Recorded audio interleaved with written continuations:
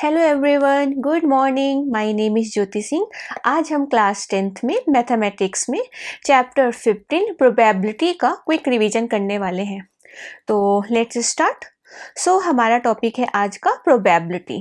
तो जब भी हम ये वर्ड सुनते हैं प्रोबेबिलिटी, तो हमारे अंदर चीज़ें आती हैं कि प्रोबेबिलिटी का मतलब होता है जैसे किसी का फ्यूचर बताना। सभी के माइंड में ऐसा ही आता है। प्रोबेबिलिटी मतलब संभावना। अगर हम इसका हिंदी वर्ड बोलें, प्रोबेबिलिटी का मतलब होता है, प्रोबेबिलिटी मीन्स पॉसिबिलिटीज, मतलब इसकी क्या संभावनाएं है। इससे अगर बात करें कि इस बार वर्ल्ड कप कौन जीतेगा, हम ऐसा बोलते हैं ना, किसकी क्या पॉसिबिलिटीज हैं, वर्ल्ड कप कौन जीतेगा, तो इंडिया जीतेगा या अदर कंट्रीज जीतेंगी, या फॉर लाइक एग्जांपल 2024 में ओलंपिक्स होने वाला है तो इंडिया कितने गोल्ड मेडल जीतेगा। इस तरह के जब क्वेश्चंस आते हैं तो हमारे दिमाग में आता है कि उसी का मतलब है प्रोबेबिलिटी।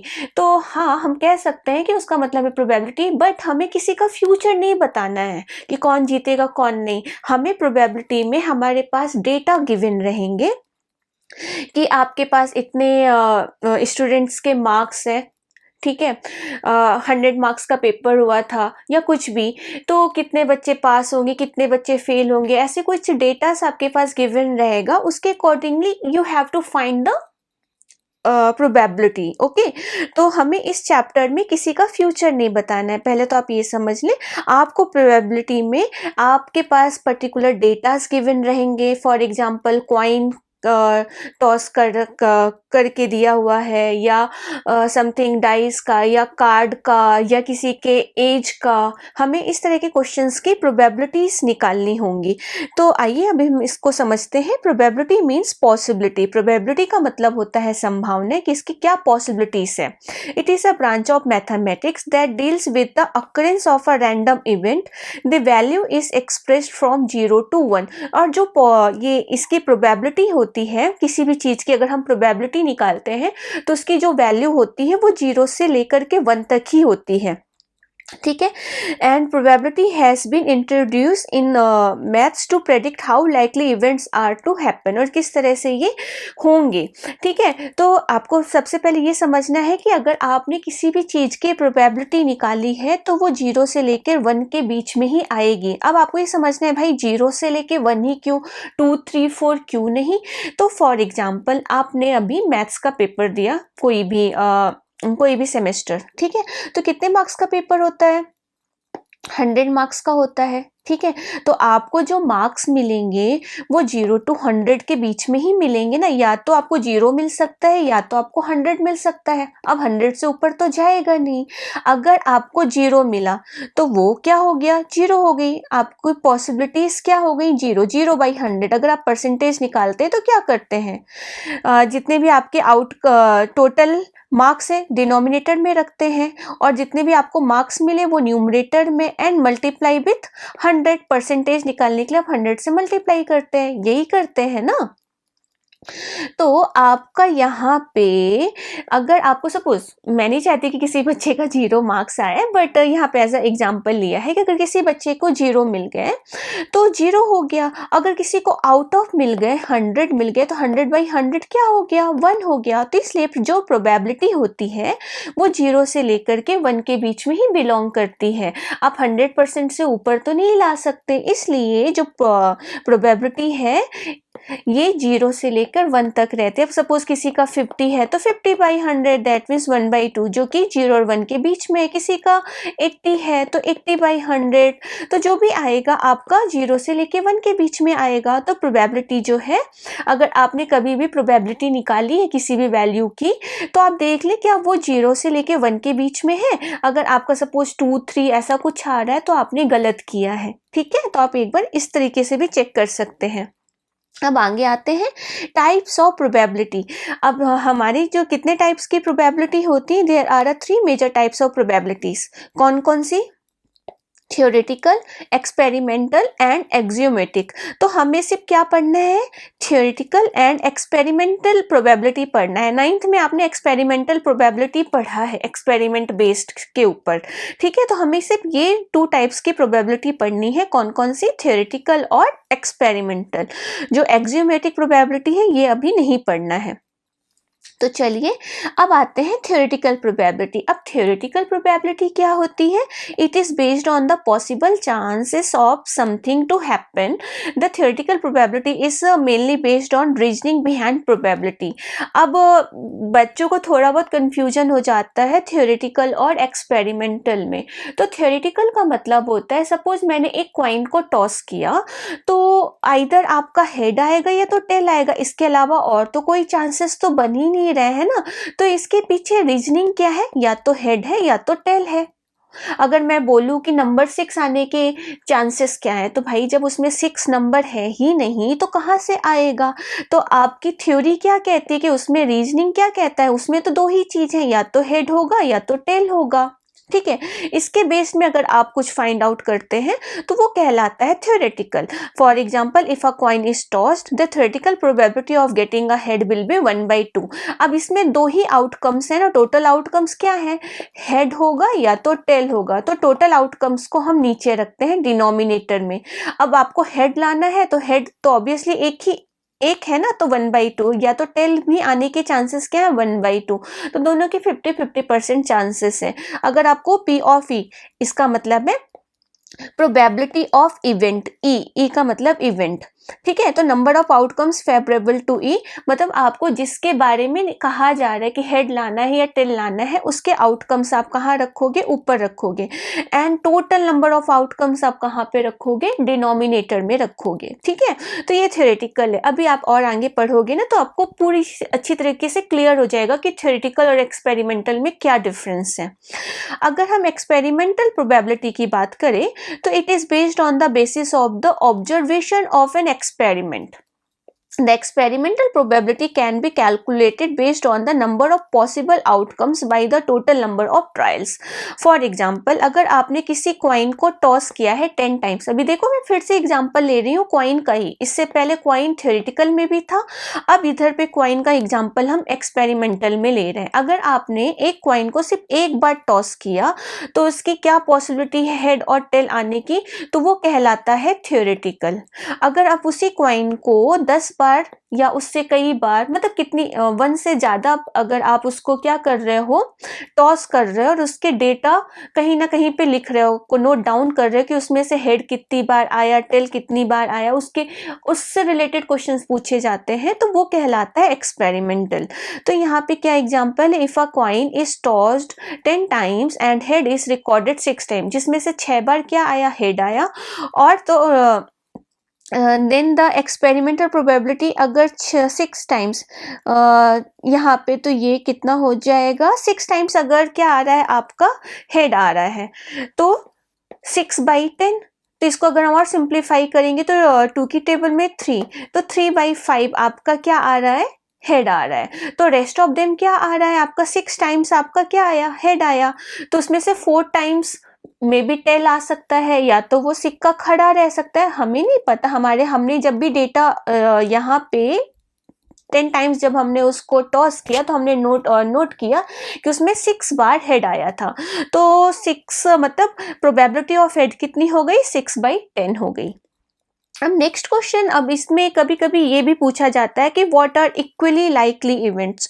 तो इक्वली लाइकली इवेंट्स क्या होते हैं, when the events have the same theoretical probability of happening then they are called equally likely events. The result of a sample space are called equally likely if all them have the same probability of occurring. For example, अगर आपने एक dice लिया, अब जिसमें ludo खेलते हैं वो वाली डाइस, उसमें कितने फेस होते हैं, 6 फेस होते हैं, हर एक में नंबर लिखा रहता है 1 2 3 4 5 6। अब आपका 1 से लेकर जब आप लूडो खेल रहे हो तो आपका जो भी नंबर आने के चांसेस क्या है, अगर आपको कोई भी नंबर आ सकता है, 1 भी आ सकता है, 2 भी आ सकता है, आप तो श्योर हो नहीं ना कि नहीं आपका 3 ही आएगा, नहीं आपका 6 आएगा। तो सबके चांसेस आने के क्या है, 1/6 है, क्यों 1/6 है? 1 आने का भी चांसेस 1/6 है। क्यों? क्योंकि टोटल आउटकम्स तो 6 है, तो डिनोमिनेटर में तो 6 जाएगा। 1 आने का भी 1/6 है, 2 आने का भी 1/6 है, क्योंकि 2 एक नंबर है, तो इसके भी आने का 1/6 है, 3 भी आने का 1/6 है, 4 आने का भी 1/6। तो सबके क्या है यहाँ पे? सेम है, तो उसे हम बोलते हैं equally likely events. Clear? Okay.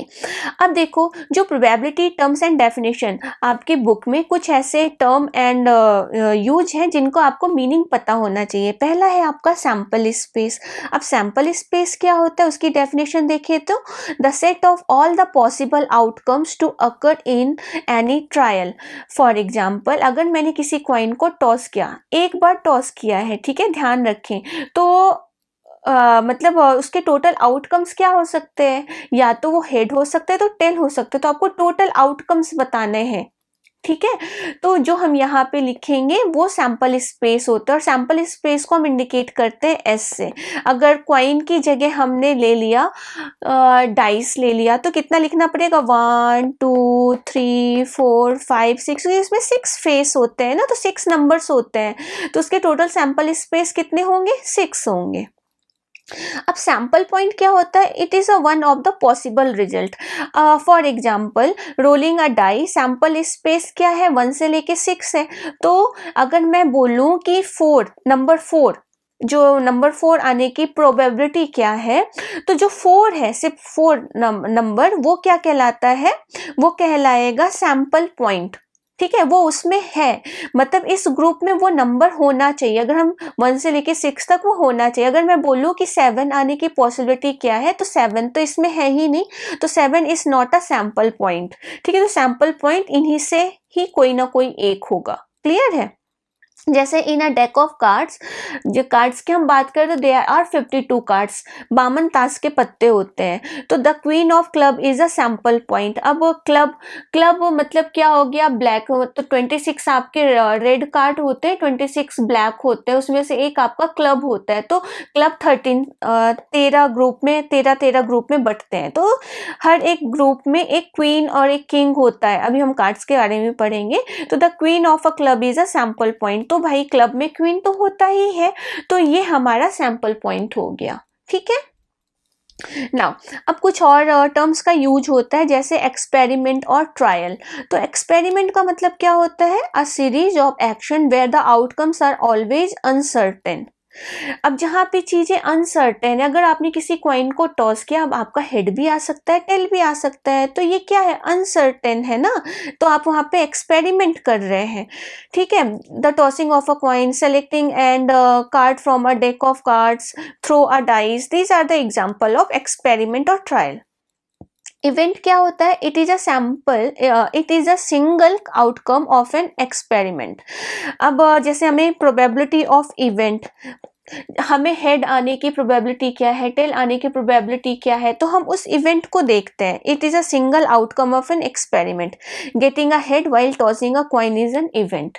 ठीक है, अब outcome, possible result of a trial और एक्सपेरिमेंट। आउटकम का मतलब पॉसिबल रिजल्ट, कितने पॉसिबल रिजल्ट्स होंगे? जैसे tail is a possible outcome when a coin is tossed, जब हम कॉइन को टॉस करते हैं तो दो ही आउटकम हो सकते हैं, या तो हेड होगा या तो टेल होगा। ठीक है, चलिए नेक्स्ट क्या है? Complementary event. और कॉम्प्लीमेंट्री इवेंट क्या होता है? The non happening events. The complement of an event E is the event, not E, मतलब कॉम्प्लीमेंट्री। अगर सपोज आप एक क्वाइन है, हेड, क्वाइन को टॉस किया, आइदर हेड होगा या तो टेल होगा, तो हेड आने की पॉसिबिलिटी क्या है? 1/2। तो नॉट हेड आने की पॉसिबिलिटी क्या है? इसका मतलब आपको टेल निकालना है। और कॉम्प्लीमेंट्री का मतलब पी ऑफ ई डैश, और अगर इसको हम P ऑफ E डैश निकाल रहे हैं, इसका मतलब हमें 1 माइनस P ऑफ E निकालना है। तो पहले आप प्रोबेबिलिटी निकाल लें, प्रोबेबिलिटी ऑफ इवेंट निकाल लें, जो भी रिजल्ट आता है उसको आप 1 से सब्ट्रैक्ट कर दें, क्योंकि अभी मैंने बताया कि जो प्रोबेबिलिटी होती है वो 0 से लेके कहाँ तक होती है? 1 तक होती है। ठीक है, तो अगर वो 0 नहीं है, इसका मतलब वो 0 से लेके 1 तक है। तो अगर आपको एक वैल्यू पता चल गई, तो दूसरी वैल्यू क्या होगी? 1 माइनस समथिंग होगी। ठीक है, impossible event, the event can not happen. अब मैंने बोला कि एक कॉइन टॉस किया, उसमें मैं बोल रही हूँ कि नंबर 6 आने की प्रोबेबिलिटी क्या है, तो अब वो तो इम्पॉसिबल इवेंट है। ठीक है, फिर इन अ टॉस एग्जाम्पल की अगर हम बात करें, in a tossing a coin impossible to get both head and tail at the same time, तो इट्स अ इम्पॉसिबल इवेंट। अब सर्टेन इवेंट क्या होता है? The probability of an event which is sure to occur is 1, जिसकी पूरे chances हैं, chances भी नहीं, जो श्योर है कि 1 आएगा ही आएगा। अब प्रोबेबिलिटी 0 से लेकर क्या होती है? 1 होती है ना, तो जिसके चांसेस है कि भाई वो 1 ही आएगा, ठीक है, श्योर है कि 1 आएगा, उससे हम बोलते हैं सर्टेन इवेंट। फॉर एग्जाम्पल, जैसे हम डाइस की बात करें तो डाइस में कितने फेस होते हैं? 6 फेस होते हैं, सब में नंबर 1 2 3 4 5 6 है। अगर मैं बोलूं कि 7 से लेस देन नंबर लाने की प्रोबेबिलिटी क्या है? 7 से लेस देन, तो ऑब्वियसली सारे नंबर 7 से लेस हैं। तो कितने नंबर है जो 7 से लेस है? 1 से लेके 6 तक, तो 6/6 दैट इज योर 1। तो ये श्योर इवेंट है, ठीक है, तो उसे हम बोलते हैं सर्टेन इवेंट। ओके, अब चलो इसके ऊपर कुछ क्वेश्चंस कर लेते हैं तो और अच्छी तरीके से क्लियर हो जाएगा। अभी हम कॉइन से रिलेटेड क्वेश्चंस करेंगे, फिर उसके बाद हम कार्ड से रिलेटेड क्वेश्चंस करेंगे, ऐसे हम सारे टॉपिक कवर करेंगे। तो अगर हम कॉइन से रिलेटेड क्वेश्चंस देखें तो क्या क्वेश्चन बोला जा रहा है? A coin is tossed twice at random. ठीक है, एक कॉइन को ट्वाइस किया गया, what is the probability of getting at least 1 head? कम से कम एक हेड होना चाहिए। फिर दूसरा क्वेश्चन है द सेम फेस। तो पहले हमें जब भी ऐसे क्वेश्चन आएंगे तो सबसे पहले आपको सैंपल स्पेस बनाना है। सैंपल स्पेस मतलब टोटल आउटकम्स कितने होंगे, तो सैंपल स्पेस को इंडिकेट करते हैं एस से। ठीक है, फिर कर्ल ब्रैकेट बनाओ। अब कॉइन को जब हम टॉस करेंगे तो देखो, अ coin is toss twice at random, एक बार मतलब एक बार में 2 बार उसे ये किया जाता है, टॉस किया जाता है। तो पहली बार या तो वो हेड हो सकता है, दूसरे वाला कॉइन में भी हेड हो सकता है, या तो हेड और दूसरे वाले कॉइन में टेल, या तो पहले वाले कॉइन में भी टेल, दूसरे वाले कॉइन में भी टेल, मतलब एक ही chances, not a 2 coin, here there is only 1 coin, लेकिन एक कॉइन को एक बार में 2 बार टॉस किया जाता है। A coin is toss twice at random, ठीक है, 2 बार। ठीक है, तो आइदर क्या हो सकता है, टोटल हमें पॉसिबल चांसेस लिख देने हैं। हुआ तो वो एक बार है, लेकिन वो कितने, उसके टोटल सैंपल स्पेस क्या होंगे, हमें वो पहले लिख देना है। या तो पहली बार में जो हमने कॉइन को टॉस किया, पहली बार में हेड आया, दूसरी बार में भी हेड हो सकता है, या तो हेड और टेल आ सकता है, या तो टेल टेल आ सकता है, तो टेल हेड आ सकता है। तो टोटल ये इतने ही पॉसिबल आउटकम्स बनेंगे, इससे एक्स्ट्रा तो और होंगे नहीं। ठीक है, अब क्वेश्चन उठता है कि हमें क्या लाना है। फर्स्ट वाला क्या है? एटलीस्ट 1 हेड, ज्यादा से ज्यादा क्या हो, एक हेड हो, ज्यादा से ज्यादा, अरे सॉरी, एटलीस्ट है, कम से कम एक हेड हो। एटमोस्ट में ज्यादा से ज्यादा वर्ड का यूज हुआ करते हैं, यहाँ पे एटलीस्ट है। एटलीस्ट मतलब कम से कम एक हेड होना चाहिए, ठीक है, कम से कम, तो कम से कम एक हेड होना चाहिए। तो इसके लिए मतलब आपको यहाँ पे फर्स्ट वाले में कम से कम एक हेड, दैट मीन्स 2 हेड भी होगा तो भी चलेगा, मतलब एक हेड या उससे ऊपर हेड होने ही चाहिए, कम से कम एक हेड। इसका मतलब आपका एक हेड हो या उससे ज्यादा हो, लेकिन उससे कम नहीं होना चाहिए। तो इसका मतलब हो गया टोटल आउटकम्स कितने थे, 4 थे, और कम से कम एक हेड चाहिए, तो 3। मैंने ये कहा कि आपको, आपका जो मैथ्स का पेपर है 100 मार्क्स का, आपको कम से कम 80 मार्क्स चाहिए। तो क्या आप 80 से कम लेकर के आओगे? तो वो अगर आपने 80 से कम लाया तो आपने मेरी बात नहीं मानी।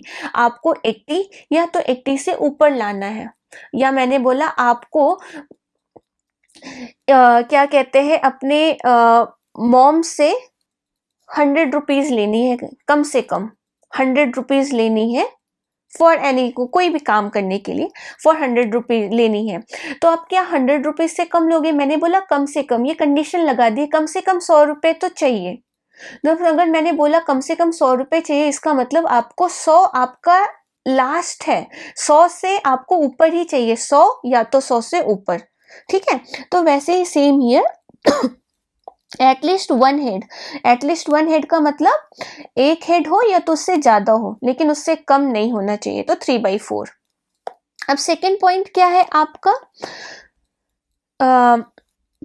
The same face, the same face, same face मतलब दोनों में सेम फेस हो, तो दोनों में सेम फेस हो इसका मतलब वो हेड हेड हो सकता है या तो टेल टेल हो सकता है, तो क्या हो जाएगा P ऑफ E 2/4, इसका मतलब 1/2, 1/2, तो ये आंसर है। ठीक है, तो इस तरीके से हमें सिंप्लीफाई करना है। चलिए नेक्स्ट क्वेश्चन देखते हैं।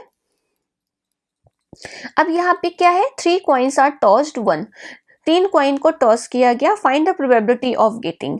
अब 3 कॉइन है तो पहले हमें यहाँ पे क्या बनाना है, सैंपल स्पेस बनाना है, तो सैंपल स्पेस हमने बनाया, 3 कॉइन है तो तीनों कॉइन में आइदर हेड हेड हेड आ सकता है, या तो हेड हेड टेल आ सकता है, या head tail head, tail head head, और टेल टेल हेड, और टेल हेड टेल, और टेल टेल टेल, और कुछ मिसिंग रह गया, कितने हुए 1 2 3 4 5 6 7, एक हो गया हेड टेल टेल, तो ये हो गए 8। अब 8 ही क्यों आएगा, अगर आपको ये जानना है कि 8 ही क्यों होगा तो ये ध्यान में रखो, मैं आपको एक ट्रिक बता रही हूँ।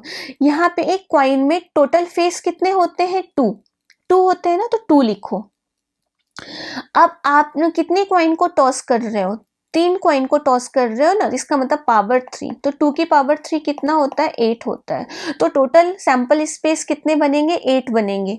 ठीक है, आ रही है बात समझ में, 2⁻3 8, तो ये आपका 2 आपके फेस है, हेड और टेल, और जो ये 3 कॉइन है ये नंबर ऑफ कॉइन है। ठीक है, आ रही है बात समझ में, तो इस तरीके से करना है। तो चलो देखते हैं, तो यहाँ पे 8 बना दिए हमने सैंपल स्पेस। अब पहला क्वेश्चन क्या है, फर्स्ट 3 हेड, 3 हेड होने चाहिए, तो 3 हेड किस में है, सिर्फ एक ही चांस है, देखो यहाँ पे H H H, तो P ऑफ E कितना हो गया, 1/8। क्लियर।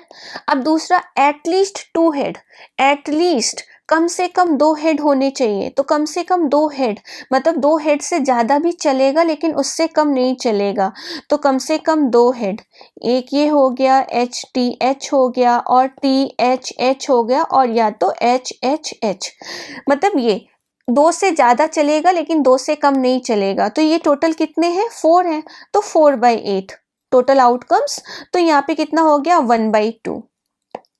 क्लियर है। अब यहाँ पे 3, एट मोस्ट 2 टेल, ज्यादा से ज्यादा 2 टेल चाहिए। ठीक है, एट मोस्ट, एट मोस्ट यहाँ पे ध्यान देना, एट मोस्ट 2 टेल्स, ज्यादा से ज्यादा 2 टेल चाहिए, मतलब बिना टेल वाला भी चलेगा, ज्यादा से ज्यादा। मैंने बोला ना ज्यादा से ज्यादा, मुझे ना 1 रोटी की भूख है, मतलब मैं, तो कोई इंसान मुझे 1 से ज्यादा देगा ही नहीं जब मुझे 1 ही रोटी खानी है।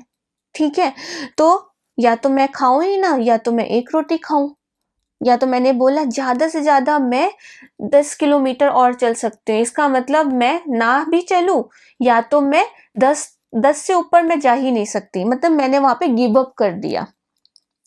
तो यहाँ पे एट मोस्ट 2 टेल, ज्यादा से ज्यादा 2 टेल, मतलब 2 से कम भी चलेगा। तो चलो यहाँ पे हम इसका सैंपल स्पेस अगर हम बनाए ज्यादा से ज्यादा, तो कौन कौन से आएंगे, सैंपल स्पेस तो ऑलरेडी बना हुआ है लेकिन अभी हमें इवेंट निकालना है, P ऑफ E ना, तो इसके लिए बना रहे हैं ज्यादा से ज्यादा 2 टेल्स। तो 2 टेल्स के लिए हमारा कौन कौन सा होगा, tail tail head, tail head tail, और क्या होगा,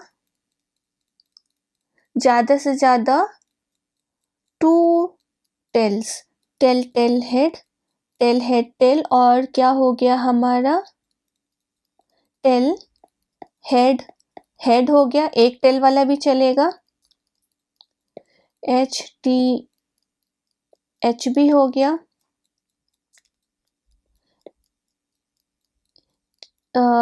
HTT हो गया, कितने हो गए, 1 2 3 4 5, और हमारा HHH भी हो गया, बिना हेड वाला भी चलेगा। ठीक है, और क्या बाकी रह गया हमारा, tail tail head THT, HTT double H T ये इतने। तो 1 2 3 4 5 6 7 तो कितना हो गया 7/8। सिर्फ कौन सा इंक्लूड नहीं होगा, ये वाला बस इंक्लूड नहीं होगा, टेल टेल टेल, इसके अलावा सारे काउंट होंगे। ठीक है, क्योंकि ज़्यादा से ज़्यादा 2 टेल्स चाहिए, इसमें 3 टेल है तो ये वाला इंक्लूड नहीं होगा। तो ये टोटल कितने थे, 8 थे, तो 8 में से एक गया 7, तो 7/8। क्लियर है।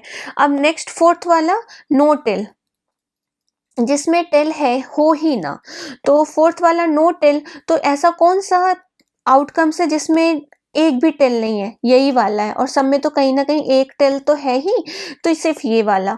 तो आप लिखोगे 1/8, क्यों, क्योंकि एच एच एच इसमें एक भी टेल नहीं है। तो इस तरीके से हमें सिंप्लीफाई करना है। क्लियर। चलो नेक्स्ट। अब क्वेश्चन क्या है यहाँ पे, suppose a fair coin is randomly tossed for 75 times. अब ये एक्सपेरिमेंटल वाला क्वेश्चन है, 75 times, and it is found that head turns up 45 times and tail 30 times. अब देखो, एक कॉइन को हमने टॉस किया 75 टाइम्स, जिसमें से हेड आया 45 और टेल आया 30 टाइम्स। अब क्वेश्चन पूछा जा रहा है what is the probability of getting a head and a tail. तो बहुत ही इजी क्वेश्चन है। हेड आने की प्रोबेबिलिटी क्या है, P ऑफ X हम लिख लेते हैं। हेड, यहाँ पे हेड कितनी बार आया है 45 टाइम्स, और टोटल आउटकम्स कितने हैं 75। इसे सिंप्लीफाई करो तो 0.60 ये हो गया। अब सेकेंड क्वेश्चन क्या है, टेल आने की प्रोबेबिलिटी क्या है, तो P ऑफ Y। अब यहाँ पे टेल कितनी बार आया 30 टाइम्स, और टोटल आउटकम्स कितने हैं 75। इसको सिंप्लीफाई करोगे तो ये, अब देखो दोनों का ये जो भी वैल्यू है, इन दोनों का सम भी 1 होना चाहिए। तो चेक करो ये 1 हो रहा है कि नहीं हो रहा है, हो रहा है, और दोनों क्या है लेस देन 1 है, तो ये हमने सही किया है। ठीक है, चलो move on to next question. अब नेक्स्ट क्वेश्चन क्या है, a game consist of tossing a 1 rupee coin 3 times. 1 रुपए के कॉइन को हमने 3 बार टॉस किया, and noting its outcome each time Hanif wins if all those if all the tosses give the same result, that is 3 head or 3 tail, and loses the game otherwise. Calculate the probability that Hanif will lose the game. तो obviously अभी इससे हमने 3 times toss का बनाया था sample space, तो यहाँ पे सैम्पल स्पेस 3 टाइम्स, क्योंकि यहाँ पे बोला गया है a game consist of tossing a coin, एक ही क्वाइन को वो 3 टाइम टॉस कर रहा है। ठीक है, तो 3 टाइम्स कर रहे हैं, इसका मतलब आइदर हेड हेड हेड हो सकता है, हेड टेल हेड हो सकता है। तो हमें इसका पहले सैम्पल स्पेस बनाना पड़ेगा। तो हमने इसका सैम्पल स्पेस बनाया head head head, tail tail tail, head head tail, फिर head tail head, tail head head, tail tail head, THT और HTT, ये टोटल 8 टाइम्स हो गया। ठीक है, अब क्वेश्चन क्या है, Hanif will win the game. अगर हानिफ गेम जीतता, यहाँ पे देखो लाइन क्या है, Hanif wins if all the tosses give the same result. Either वो हेड हेड होगा या तो टेल टेल टेल होगा। तो Hanif will win the game. तो आइदर हेड हेड हेड होगा या तो टेल टेल टेल होगा, ये या तो ये होगा, तो 2 ही होंगे ना, तो 2/8, इसका मतलब 1/4 है। और सेकंड क्वेश्चन क्या बोला जा रहा है यहाँ पे, calculate the probability that Hanif will lose the game. अगर वो गेम हार जाता है तो क्या होगा, P of Hanif will lose the game. तो देखो यहाँ पे आप कॉम्प्लीमेंट्री वाला यूज कर सकते हो। आपको एक पता चल गया, अगर जीतता है तो 1/4 होता है, अगर हारता है तो 1 - 1/4। तो कितना हो जाएगा, एलसीएम ले लो, कितना हो गया 4 हो गया, 4 - 1 आपका हो गया 3/4। क्लियर। तो 3/4 आपका ये आंसर है। ठीक है, तो इस तरीके से हमें सिंप्लीफाई करना है। अभी तो हमने कॉइन से रिलेटेड क्वेश्चंस किया, इन नेक्स्ट क्लास हम डाइस से रिलेटेड और कार्ड से रिलेटेड क्वेश्चंस करेंगे। ओके, सो मिलते हैं नेक्स्ट क्लास में। Thank you so much.